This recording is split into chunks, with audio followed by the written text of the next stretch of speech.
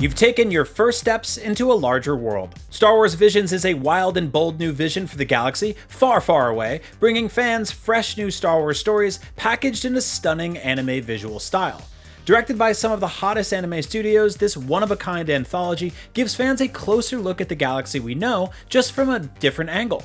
We'll break all of that down, plus we'll get to the bottom of the big question: where and how does this fit into the established Star Wars timeline and canon? But before we get to all of that, I have to warn you, we're about to spoil Star Wars Visions right here, so if you haven't seen it yet, or if you don't want to know, now would be the proper time to punch it on out of here until we're done.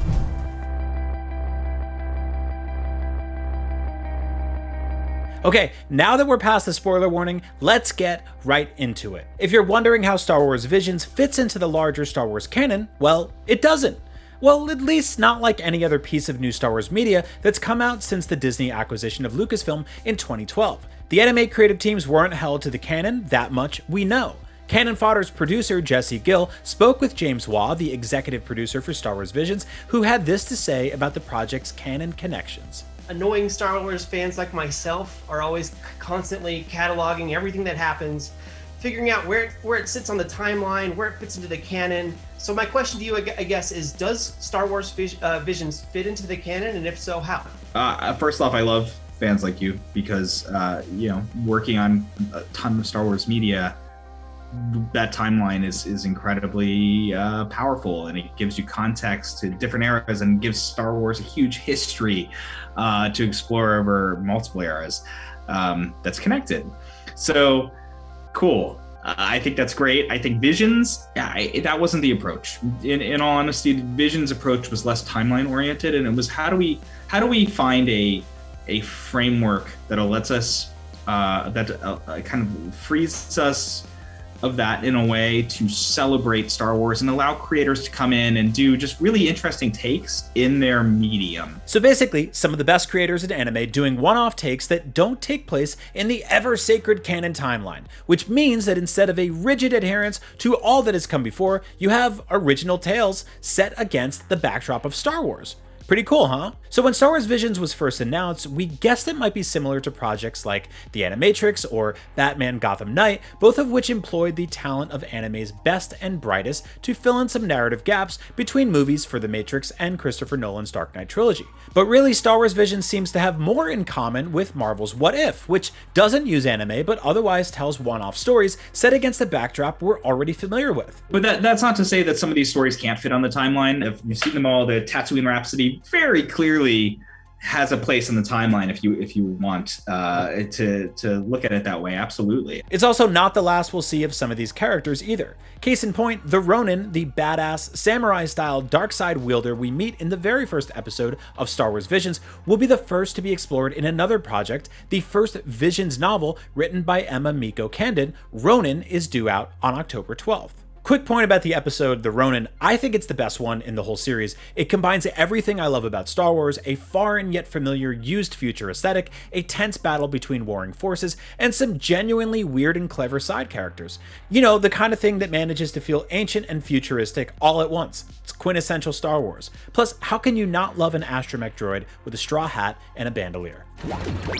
You just can't. You have to love him. So it's awesome that even though this Ronin doesn't seem to have a clear place on the proper canon timeline, fans will still get to learn more about the Silent Swordsman because he sure doesn't say much about himself.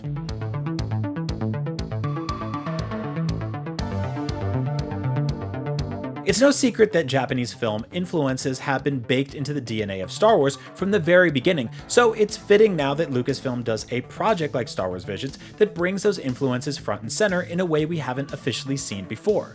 And they handpick their anime creators to bring all that to life in a really cool way. Responsible for the visually stunning DC animated film Batman Ninja, Kamikaze Douga is no stranger to taking on popular franchises and reimagining them in a creative and masterful way. Batman Ninja was a masterpiece, both in visuals and storytelling, which makes this animation studio a fitting match for Star Wars Visions, the Duel episode. Responsible for the Lop and Ocho episode of Star Wars Visions, Geno Studio Twin Engine are also behind the anime film adaptation of Project Ito's debut novel, Genocidal Organ. The acclaimed studio Trigger not only worked on 1 but 2 animated shorts for Star Wars Visions. When you're able to get the wickedly talented folks behind Little Witch Academia, Promare, and SSS Dynazenon, it'd be a shame to not allow them to tell a couple of stories that lie within the Star Wars universe. Formed by former members of Production IG and Studio Bones, Kinema Citrus was the perfect choice to bring the episode entitled The Village Bride to life. Science Saru's impressive and recognizable anime style is enough to warrant them taking on the animation studios for both Akakiri and TOB1.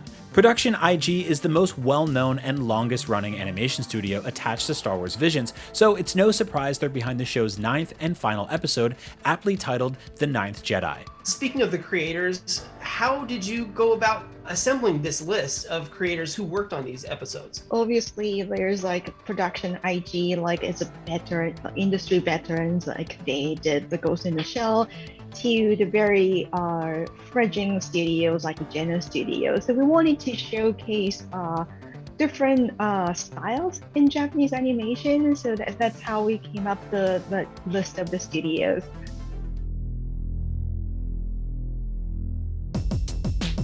Look, little internet video series like Canon Fodder are pretty much dependent on concepts like shared canons and timelines like the ones maintained in the Star Wars galaxy. But even we have to admit that it can be fun to break free of that sometimes and make something like Star Wars Visions, which is really, really awesome. Consider for a moment the Star Wars Tales series put out by Dark Horse Comics from '99 to 2005. Also an anthology, Star Wars Tales did the same kind of thing, which is telling stories set against the backdrop of the galaxy we know so well to tell fun one-off stories not connected to the very different canon that existed at the time. So even in the Star Wars Tales books, which I grew up reading, I'd watch Malakili the Rancor Keeper cry every time I watched Return of the Jedi, but Tales from Jabba's Palace, an awesome book, taught me why he was so sad and why he cried, which makes a lot more sense to me now. The results were great, Star Wars Tales ruled, and it still does, and Star Wars Visions seems to take the same approach, just with some of the most talented creators in anime today. Let's be honest here, having a detailed galaxy map and intricate timeline across half a dozen different mediums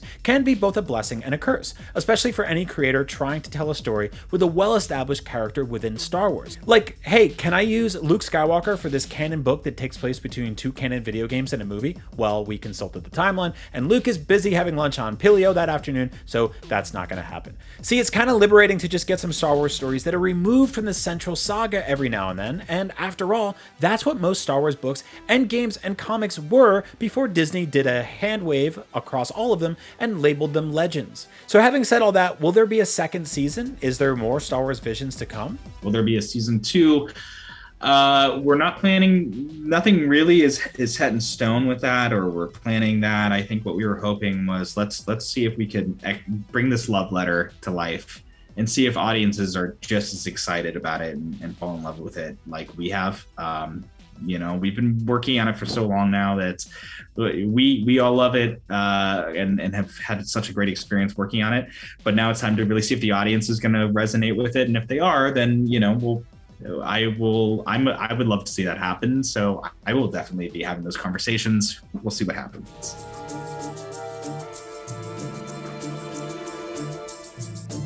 Okay, here's the part where we run down the Easter eggs we spotted, and Star Wars Visions is covered in them. So here's what we picked up on, and we had a lot of fun picking out the voice actors in this one.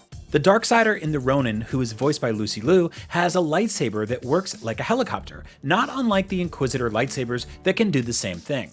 Tatooine Rhapsody opens up on Order 66 and jumps ahead to the Imperial era. This episode included voice work by Joseph Gordon-Levitt and Bobby Moynihan, and had appearances by Jabba, Bib Fortuna, and Boba Fett, voiced by Tamora Morrison himself.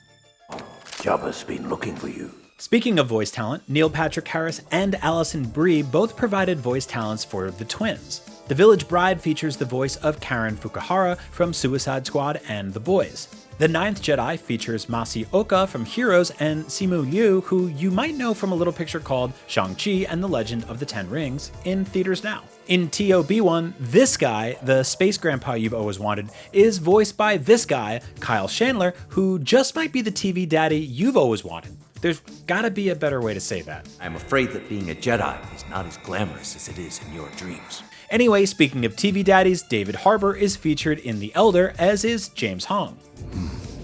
I sense disturbance in the Force. But what do you think of Star Wars Visions? Let's hear your thoughts down below. Anyway, thanks for watching this episode of Canon Fodder, and for more Star Wars, here's how the Bad Batch just set up like 50 plus years of Imperial cloning nonsense, and don't forget to follow and subscribe to IGN wherever you like to watch. And may the Force be with you.